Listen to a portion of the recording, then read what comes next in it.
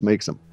Hey friends, thanks so much. I can't tell you how much I appreciate you guys tuning in. I think you're very much going to love this conversation because guess what? It's with Clif High, and everybody loves Clif High, and boy, has he been on fire. At least the WebBot debt has been on fire. It's been very accurate as it pertains to cryptos.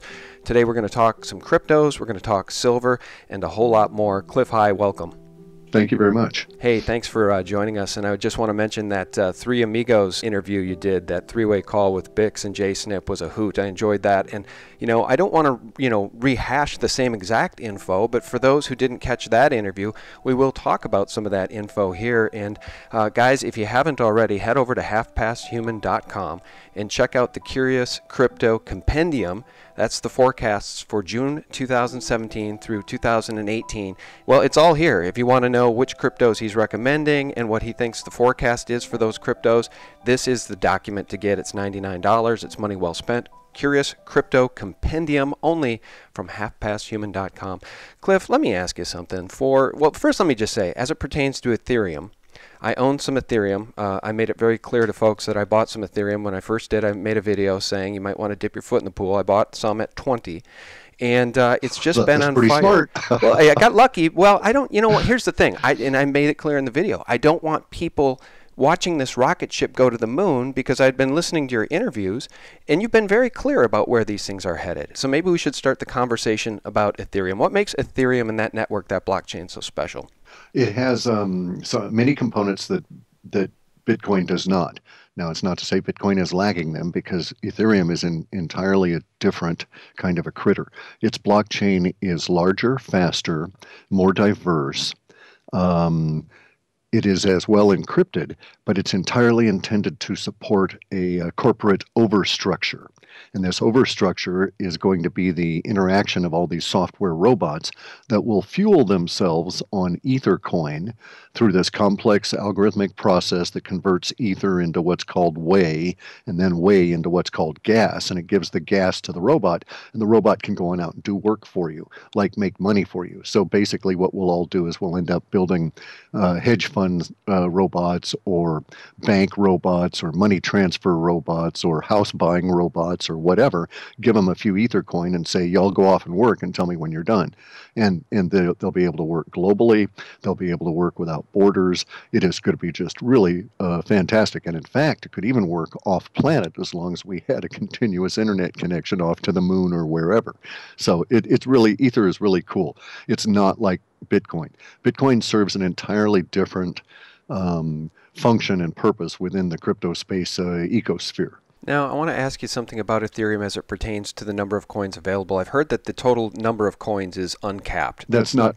That is both true and not true. Okay, the finite number is not etched in stone in the sense of everybody knows it's going to be 21 million point XXX.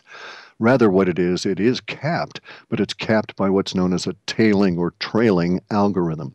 So once certain conditions are met within the ecosphere, thereafter the mining will gradually trail off over the course of decades until only enough ether are created every year in order to support the level of consumption at the current business environment. So let me be clear about that. Ether is a very complex monetized token, and it can be converted into energy for software robots.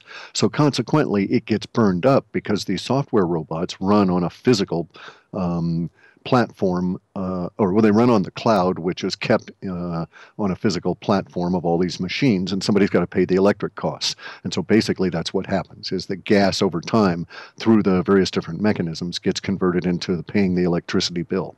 And so the ether gets consumed. Therefore, you need to have a continuing supply capable of supporting the rate at which the businesses burn the ether.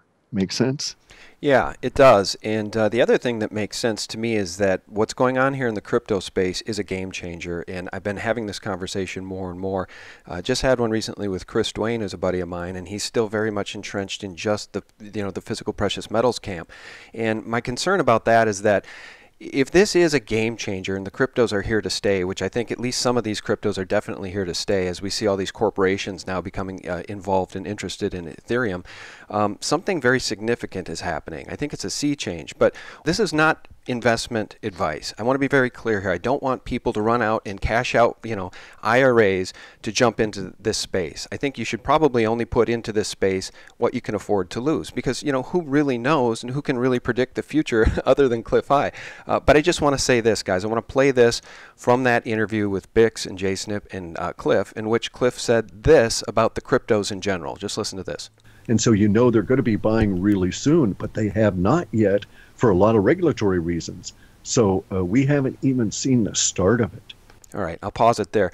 Clif, I think there you were commenting basically on Wall Street, about the funds, the fund managers, and corporations. Exactly, but also specifically insurance companies and retirement funds, which are not allowed by law to get into weird stuff like the cryptos. Right. And so they're going to be very much back, very much behind the curve. Okay, so I made a video not long ago. It was titled $2,000 Bitcoin. Could Ethereum go to 1,000?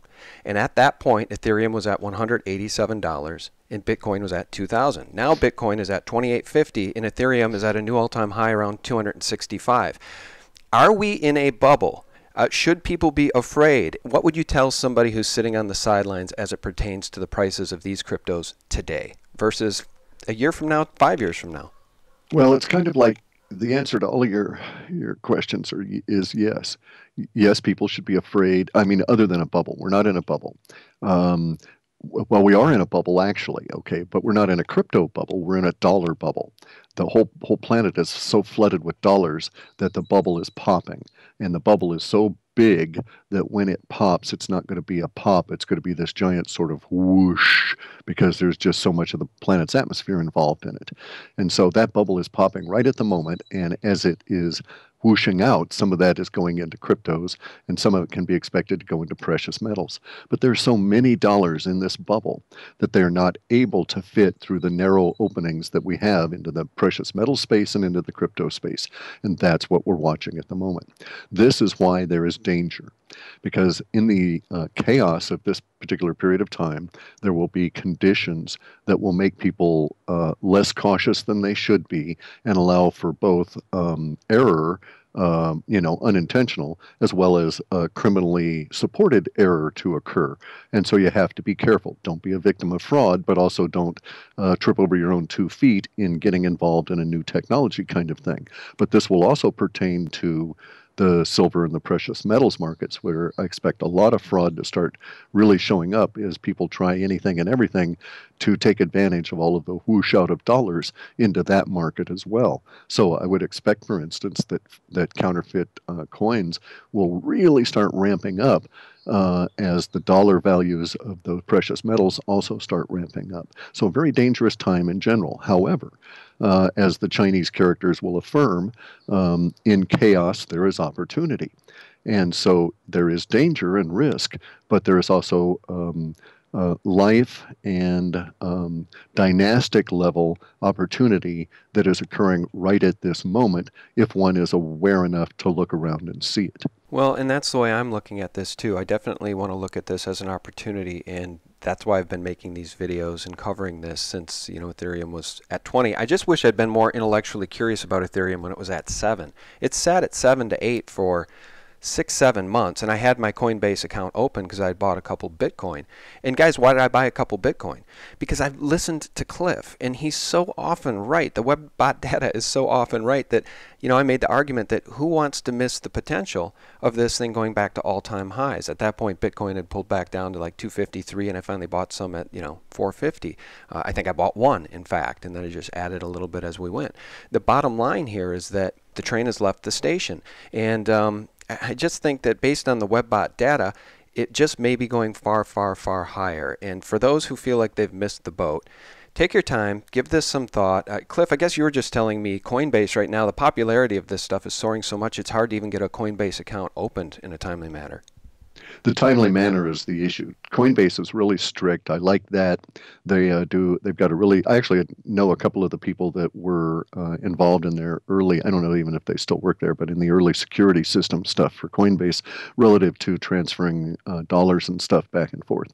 And they do really good work. And so Coinbase is just going to be a little bit bogged down at the moment. But it wouldn't matter even if they had anticipated a tenfold increase in their sign up rate, they still would not have been able to cope with the 20-fold or the 50-fold that they're getting. So you can see that it was just basically impossible for them to plan to what we're going to experience, or what we're experiencing now and what we will experience over these next few weeks. This is going to be, it'll be really grindingly slow the rest of the year trying to get into exchanges and this sort of thing, especially after, say, September. But the big burst of everybody's attention is going to be sucked in over the course of this summer, and that's going to cause this bottleneck on all the exchanges. And so getting verified will take time. You'll have to know that you're going to have to provide, absolute proof of your ID and connections into your bank account and all of this kind of stuff, because they're attempting to fight fraud at every opportunity. And so you just have to bear in mind on that. Also, we have to be careful too for those people that are going to be tempted to buy through local exchanges, where you can just show up at a Starbucks, hand over some cash, and get some Ethereum coin beamed at your phone, because there will be people that will try and scam in on that as well. Yeah, I'm sure. Well, I would just say this too for folks who are thinking about getting one of these accounts. At Coinbase, right now you can only buy Bitcoin, Ethereum, or Litecoin. So I have a little bit of each, so we can talk to Clif about that. Again, you're going to want to get his report to get these specific other cryptos, most of which I don't own, which he mentions in detail. But I'm actually going to reveal to you guys too some of the other really small, teeny tiny, cheap cryptos that I have that I just threw a little bit of gambling money at, because who knows, maybe they'll do what Ethereum did. So I'll mention that here in a second. People can go check those out on bottlenecks, which is where you can buy a lot more than just those three I mentioned at Coinbase. So Clif, I want to ask you this as it pertains to safeguarding cryptos. Again, the old adage, if you don't hold it, you don't own it. That I think is very true with the precious metals, and I think it will be true in the future. Certainly it was true for the Mt. Gox folks as it relates to Bitcoin. How do people protect their cryptos, and how important is it to have your own wallet and get your cryptos sort of off Coinbase once you've purchased them, number one? And number two, how much of an emergency situation may that be given the Bitcoin fork BIP 148 coming up on August 1st? I don't know that the BIP 148 is going to be an issue at all relative to any of this. I actually expect that maybe it'll have some impact on the price of Bitcoin the day before, and then the day of, and then the day following will trail off any impact. So I'm not even thinking about that. The issues of getting it off Coinbase are really good, because it's sort of like this, guys. You have to understand that here we have all these shining, we don't have that many of them. Say maybe there's 100 around the whole planet, these giant shining edifices of crypto collections that we call the exchanges. These things shine like beacons on the internet. And so they've got millions of wannabe crackers and hackers trying to figure out ways to scam them and break in and do things to cause them problems and basically make a profit out of it. And so these guys are really under attack the whole time. So it makes sense not to burden them with trying to protect your assets. They're going to be looking after everybody's assets and not yours specifically. So, and especially since it's so easy, because here's the key to all of this. Once you get a wallet on your PC or phone, you can print off all of them that I've seen have got the ability to print off your private keys. And these are the numbers that you need to recover your wallet. Crypto is very robust. If you drop your wallet of physical cash, whether it's euros or dollars or won or yen or something in an airport, it's gone. You'll never see that cash again. But if you were to drop your wallet of cryptos, but you happen to remember or have stashed one of the keys, you can rebuild that wallet again and recover all of that money. So it's vital that you do this, and it's really simple because you're just dealing with text. It's just these weird, goofy-looking numbers and letters that are all clumped together into a couple of big, long strings. And once you have those printed off on good archival paper with good quality ink, you take and put them into a bank vault, renew them every few years just because the thing will fade, and you can always recover. So it's real easy to do, and it's all text. And if you want to back it up and keep it more live, get a USB or one of those little SD cards and just copy it over to that and just keep copying every so often. Because it's text, it's very small, it doesn't take much space. You can copy the whole folder into an encrypted subdirectory that only you know that, Bob's big toe is where you're actually storing all of your cryptos. And so it's no worries at all. It's in an encrypted format. Nobody can steal from you. So see, cryptos are actually better than cash in a lot of ways. Yeah, well, here's the thing that makes you feel old if you're me. It's when you jump into this thing, and I just want to share this with folks because I think it's sort of a humorous aside. I mean, nothing makes you feel older than being in your mid-40s and getting into the crypto space for the first time. Now, the Coinbase thing was easy because you can set up an account and you can deal with cash. You can actually buy your Bitcoin or Ethereum or Litecoin with cash. And boy, that's something that makes sense to me. I've been doing that my whole life. But then I opened up the bottlenecks account and I quickly realized you can't fund it with cash. You have to fund it with Bitcoin or Ethereum or whatever. So you have to transfer some of those cryptos over to your bottlenecks account. And it was just a big learning curve for me. And I think then the next learning curve is all this other stuff you're talking about with the private keys and the private wallets and all that stuff. It kind of spooks people. But the point I'm trying to make is if you just take baby steps, start with a Coinbase account maybe. Start with YouTube.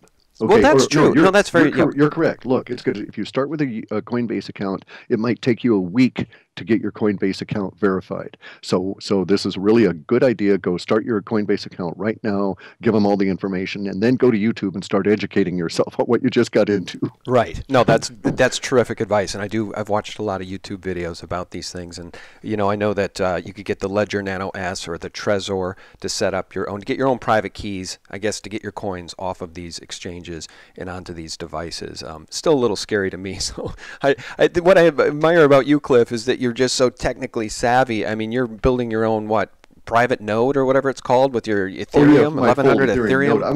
I want to actually run the little robots. I want to write some of the little software, the robots. It's just kind of cool. I enjoy that. So yeah. So I want to play on that Ethereum thing, and so I've got to run a full node on there to join into the network. Yeah, Clif's got a 1100 Ethereum floating around out there somewhere, but because they are on the blockchain and the transaction actually occurred, he'll get them. He just needs to build that node, and just a matter of time. Correct. Just a matter of time. That's why I sense no panic in your voice. It's like I'm not motivated by money. I don't want to use them as money anyway. I want to use them to feed my robots and get gas out of it. Yeah. Well, again, you're an early adopter, and we can all learn from early adopters. And the reason I wanted to start having these conversations is because I'll give Jeff Berwick, for instance, a lot of credit. He's been talking about this stuff for a very long time, and those of us that sort of put up our own walls, right? We sort of let our own cognitive dissonance get in the way, between us and cryptos, despite having all this great information from Clif. So I guess I would just say it might be a good opportunity to transition to revealing some of these other little positions I have. And when I say little positions, guys, just remember if you rewind time 2-3 years, you probably could have got Ethereum for less than $1. Probably it was at some point pennies. And, buying 50,000, 100,000 of them wouldn't have cost you more than a few $100s. That's still the case with some of these others. But some of these others may not exist in the future. Some of these others may just be, hoaxes for all I know. But I'm going to mention some of them now because, for instance, Bitcoin, BCN, I bought 49,875 of them for just a couple $100, I think $300. And I could do that on Polynex. And the reason I say that and mention it, guys, is because, well, first of all, I should say, I think just a few months ago, I could have bought 10 times that many for the same price. So even though it's just fractions of a cent, it's already gone up a lot. Same with Digibyte, Stellar, STR, Syscoin, and NEM. XEM. So I bring that up just because I don't think it's necessarily too late if you want to take an affordable gamble and just see. I don't know if Bitcoin's going to be $10 in the future, but if it does ever go there, I'll have $500,000 in Bitcoin. So your opinion on anything I just said there, Clif, fire away if you think I'm an idiot. I can take it. No. Well, I'm certain you're an idiot, but we all are. So no prejudice there. There are some specific coins that you have mentioned that are non-mineable, and that's just as a big flag for me, as I don't like the non-mineable coins. Like Ripple is a non-mineable coin. It's owned by a bank consortium. They pre-mined all the coins, so it's kind of like basically a Ponzi scheme. But non-mineable coins you can still make money on in both the short and long term. Just I would not assume that they're necessarily going to be as well run as the distributed currencies that have a big group behind them. So there's like NEM and Stellar. Stellar is a clone of Ripple, and you got to be careful of that particular one because of the Ripple, I mean, and any of its clones, because there's a couple of flaws in its technical base. So you got to read code to be able to spot them, but they're there and they're wrestling with them at the moment. Not to say that people aren't going to be still bidding up Ripple. There's reasons to suspect that both of those coins are going to increase by at least threefold or close to it in the short term. So, I don't think they're as sound technically, but that's a technical opinion that will be actually independent of how people value these things. But now getting into the idea of this, let's eliminate the fear of missing out, okay? No FOMO here. All right, here's the thing. We're in the infancy of this. We're in the infancy of the early days of a multi-generational process as we convert out of physical material into an entirely digital exchange mechanism. So we won't lose the technology and we won't shut it down, but we will continue to grow it. Ergo, there will always be new cryptos that will be springing up pretty much continuously over the next couple of years as people try out various different schemes, many of which will fail. Many of which, though, are going to succeed, just like we had Yahoo before we had Google. And if you'd bought in on Google at the early days, well, hey, you know where we'd be now with that. Well, and yet Google was not there at the beginning of the internet. So you can't assume that just because we're at this bleeding edge of the knife, that the rest of the knife is going to also be blank, so to speak. So I wouldn't sweat that. I'd be calm about this. I would become educated, and I would understand that, yeah, if I looked around into various different areas, I could probably find new crypto stuff that's forming and even get in on the early days before it even becomes traded, so to speak. Just that's why I brought up Veritasium in one of the reports. It just so happened to be coincident to the issuance of the report that we were getting close to the closing period on the pre-sale mining of Veritasium off of its Genesis block. And so that meant that there was going to be a brief period of time for people to buy in at, as you say, at a very reasonable or extremely cheap level on something that would mature over time into some significant money. These are the great fortunes that are going to be made here. So a lot of the fortunes we see walking around now, the Rothschilds, Rockefellers, and so on, were made in times like these. Some of the more recent ones in like the Opium Wars and the time of importation of tea into Britain, people became fantastically wealthy at the beginning of that consumer society, and we're at one of those points right now. So you just have to be a little careful, but it'll continue for at least the next decade. I mean, that we still haven't even gotten into crypto coins relating to space yet, and that's going to be a huge boon period for all of the people that are in crypto space, and it might be 6 or 10 years out. All right, well, let me ask you this, and guys, we're going to talk silver here before we wrap up, but just in the interest of time, maybe 8-9 minutes left here, and we're going long here with Clif because I promised him we wouldn't go longer than 30 minutes. But so I mentioned those little positions, and some of them you said are non-mineable. Is Bitcoin? I believe Bitcoin is mineable. Any story you want to give us on Bitcoin? Because that was my largest position at almost 50,000 of those. Yeah, and it's got some serious potential going forward. There's issues at its level with the technical community behind Bitcoin, and presumably they'll overcome it. But it does have long enough legs that it's showing out into next year. Okay. So for instance, I have difficulty finding some of the what I think of as the cloned non-mineable coins. I have difficulty seeing any of those showing up this time next year in the data sets. Okay. Oh, and guys, when I said my largest position, that's just means out of these little ones, out of NEM, Syscoin, Stellar, Digibyte, Bitcoin. It's just it's the largest number, but honestly, it was just a few $100s. Ethereum is my largest position in the crypto space. All right, so let's talk good news, bad news about silver. Clif, I was actually alarmed by something that you guys covered in that Bixweir JSNP interview. Actually quite alarmed, and it's a little disheartening. For those of us that have been victimized by the criminal banks and the endless manipulation by international criminal banks like HSBC and Deutsche Bank, just whipsawing us back and forth, the criminality on the COMEX, the LBMA vault appears to be empty. They've got this electronic silver fix. It's just been an endless supply of salt to go in the open wound for those of us that own physical silver. Now, here's the problem. You said, I believe, and correct me if I'm wrong in that interview, that silver, unfortunately, will not be an asset to be handed down through generations due to new technology that will allow essentially for the creation of silver. So, I know that the WebBot data has been suggesting much, much higher prices for silver at some point when this manipulation breaks or hyperinflation breaks out with the dollar or whatever. Tell us the good news, bad news for those of us who hold silver and what we should be looking for. Well, the good news is that the breakout is basically occurring over this summer, and we're going to get the rocket ship that everybody has been anticipating. It's going to be fueled by Bix Weir's 150 years of suppression, so it's really going to take off. And but it would not be wise to assume that just because you're sitting on a big pile of silver, that 40 years from now you'll still be seeing that as an asset. In fact, let me think. I would suggest that you'd want to re-examine that position, say in the late 2020s. Sometime you'll see clues going along. So if specific kind of things occur, such as new technologies come on that basically would bring out what I would say would be considered to be anti-gravity, if you see that coming into the social order, that is to say, creeping into businesses in the form of like anti-gravity pads in lieu of forklifts and that sort of thing, and you see this occurring over the 2022 through 2024, then we might be on track for that period of time when we would be able to create silver starting to appear in 2028 or 2029. It's not just silver. I mean, we'll be able to create virtually any thing at an atomic level out of energy. The question is whether it's worth it to do it based on the amount of energy required to do anything. Some things we'll want to do, like silver, because they'll be so extremely precious and so hard to get for the society to continue forward, but absolutely required. And so we'll put a lot of effort into doing things like silver and some specific forms of crystals that we can't really grow. And I don't know why we can't grow these things, but it's just mentioned in the data.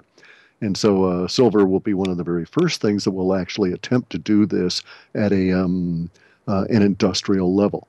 But the success is not going to be instant, even when they do get their initial success in, like, say, 2028 or 2029. It might be a number of years thereafter that we would still be drawing down on physical stock for the metallics that we'll require. Okay, well, it sounds like alchemy, but as listeners are well aware, they're now growing diamonds, and they didn't used to be able to do that. So I guess, the alchemy of silver is certainly possible, but you're saying at least the window for those of us who hold the physical stuff, we're looking at a good decade to watch silver soar. Correct. Yeah, at least that. And in the data, it always had giant fortunes being made from silver that were intergenerational.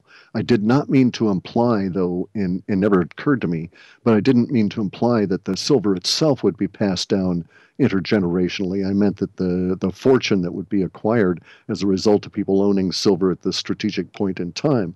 Because bear in mind, in the 2019 through, say, 2022 period of time will become an extremely critical period for silver, especially as we move into these anti-gravity technologies and others. And so the ability to use silver as a coinage will rapidly disappear to the point where people with silver hoards will be facing, daily blurbs of continuous advertising. Can we buy your silver? Can we buy your silver? Can we buy your silver? Because they'll be so desperate to get it into these technologies. Silver turns out to be very unique. For instance, everybody assumes that copper or any wire passes electricity through the actual atoms of the wire itself, and that's not true. Electricity crawls along the surface of the material. It doesn't ever go through the internal part of the wire. And silver is very unique in how electricity can crawl through it in both speed, propagation, and what you can do while it's crawling. So for instance, if you have two copper wires together, you get this effect that's called crosstalk. And so you have to do twisted pair in order to eliminate crosstalk. You have to balance out the impedance. But we're only a few years away from the ability to put several layers of silver together, create an impedance layer that jumps across and runs across all of these things and is continuous, and then do things on that layer, using the silver basically as like the sticks that support the railroad rails.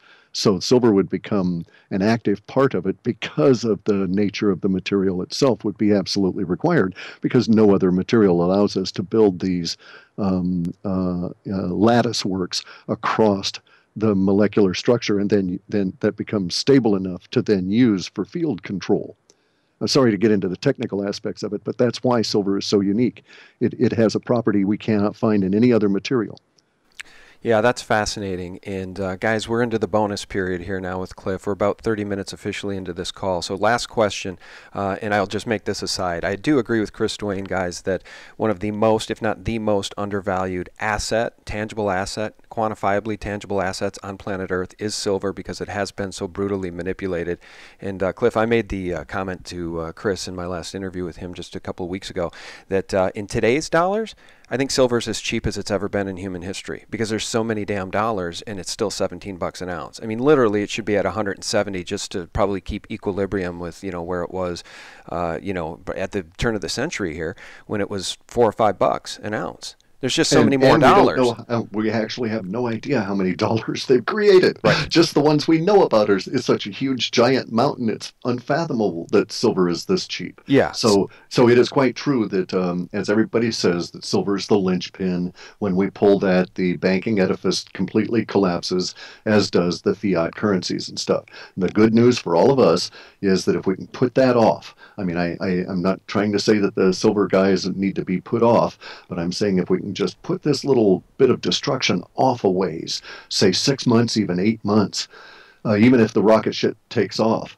in silver, but just put off the destruction part, then we'll have a large enough base in cryptocurrencies to be able to at least continue business and limp through into some form of a rebuilding. It won't be a recovery because we won't be able to ever recover the dollar society and the debt-based madness that we've lived through, but we can build something new from it. And I think we've got a shot. Cryptos are going so well now that I think we've really got a shot at it. Yeah, as we're having this conversation today, the Bitcoin, Ethereum, just those two, the market cap just exceeded $100 billion. So this thing is just growing really exponentially practically at this point. All right, so the final question, this allows us to come full circle. As I cover with so many of my guests, I talk about the 1988 cover of The Economist magazine, sort of the Rothschild-controlled asset there, The Economist magazine. And on the cover of that magazine was the phoenix rising from a burning pile of fiat, and around the phoenix's neck was a gold medallion. And the gold medallion said 2018. This is a 30-year prediction for maybe this global meltdown of fiat currency. So my question for you is this. Where do you see the control of these international banking families, the generational banking wealth that has steered humanity down this direction? For those who would say that's all the cryptos are there for, it's to brainwash everybody into accepting digital currency. My counter to that is, okay, say what you want about Bitcoin and whoever created it. Maybe it's a CIA plot. Maybe, who knows? And I think you probably have thoughts on that. But so many of these others that have sprung up as a result of the free market. So my question to you is this. Where do you think we're headed in 2018, given that 30-year prediction of The Economist magazine?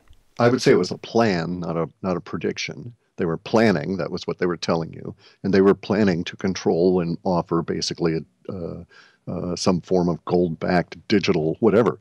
Anybody that says that, cryptos are there to just train us all into dealing with, one world digital money, it's like, guys, where have you been for the last 40 years that we've had everything convert all your dollars to digital? Most people don't even touch physical paper anymore. Right. They either have their dollars on their phones or in a plastic little piece of stuff. Right. That's a great point. So it's all digital anyway. So dollars don't exist.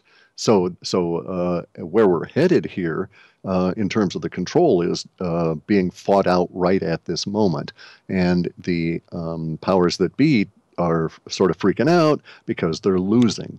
They didn't anticipate the springing of cryptos. It was universe providing us the opportunity to express ourselves outside of the slave system that has been imposed on us. It was universe saying, here's your Spartacus door if you want to go through it. And we're all going through it, and it's got them all freaked out because they can't close these doors once universe makes them. Once universe provides the technology, and we've seen it, you can't unthink those thoughts. And so the powers that be are just, and coincidentally, a number of them are dying at the moment or in this period of time. So their organization structure has been impacted coincidentally just at the time that we have the big popping of the fiat currencies, which was their planned immolation of them all. They planned this period of time and the burning of the currencies that's occurring now. They had not planned that the rest of the humans would pop up with an idea whether the CIA came up with it or not, that we're then taking off with and deciding our own future from. It's really cool. Reminds or brings to mind the breakup of some very large uh, cohesive, centrally controlled environments like Yugoslavia and this kind of thing. We're at a moment where there's absolute chaos, danger, and risk. But if you just step outside and breathe in, what you're breathing in that sharp, clean taste is opportunity and freedom. Yeah, well, I'm going to just say one last thing because you said something recently in an interview that just, I loved it and I hope it comes true. It might have been in the interview with Bix and Jay Snip. I think you said within a couple years the Queen is going to be looking for a job. I love that because, you know, these enemies of humanity, I would love this paradigm to shift and shift quickly. I would love for us to hit a tipping point and push these robber barons off once and for all. Well, we have, and we're in it now. We're actually in that tipping point at this moment. And the only way people usually recognize this is from a far distance away from it, when they're looking backward in the past. We were fortunate enough that I came up with the software at the appropriate time under Universe's urging to provide us this look at it ahead of it actually occurring so that we can participate and enjoy it as it happens. Yeah. So it's kind of like party on, guys. Yeah, and if you want the goods, if you want the real data, guys, check out halfpasthuman.com and purchase the Curious Crypto Compendium for $99, forecast for June 2017 through 2018, an asymmetric linguistic trends analysis intelligence report, and you can only get it from Clif High, halfpasthuman.com. Cliff, thanks so much for your time. Thank you very much, and enjoy your crypto ride. You're going to have a lot of fun. All right, thank you. And guys, thank you so much for tuning in. We very much appreciate your support at sgtreport.com. Real news 24/7. God bless. The hyperinflation is in the bond market. The massive drop in interest rates truly shows that it's the end of an empire. The empire has gotten so bloated with debt that the only way to afford the interest was to crash interest rates.